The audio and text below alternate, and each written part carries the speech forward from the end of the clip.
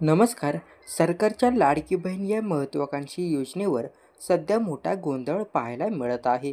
काही ठिकाणी अशा बातम्या पसरवल्या जात आहेत की महिलांना आता 1500 रुपये नाही तर फक्त 500 रुपयेच मिळणार आहेत.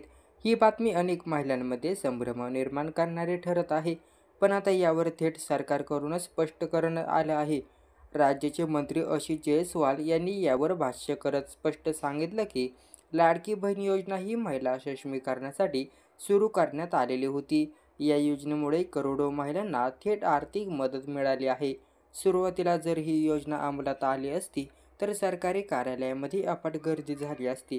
त्यामुळे सुधारित शासन निर्णय घेऊनच योजना अशा प्रकारे अंमलात आणली गेली.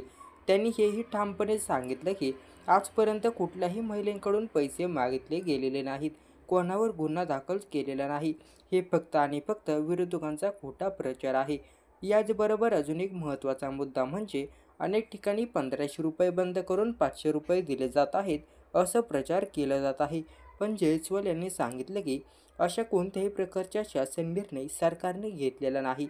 सध्या लागू असलेल्या नियमांमध्ये कोणताही बदल झालेला नाही. पात्र महिलांना दर महिन्याला 1500 रुपये मिळतच राहतील. श्रीमंत महिलांनी जर चुकीने लाभ घेतला असेल तर त्यांच्यावर कारवाई होऊ शकते. पण सामान्य महिलांना कुठलाही त्रास दिला जाणार नाही, हे सरकारनं स्पष्ट केलं आहे. तसेच जनतेच्या मनातला एक मोठा प्रश्नचिन्ह 1500 रुपये की 2100 रुपये कधीपासून मिळणार, यावर जयस्वाल यांनी उत्तर दिलं आहे.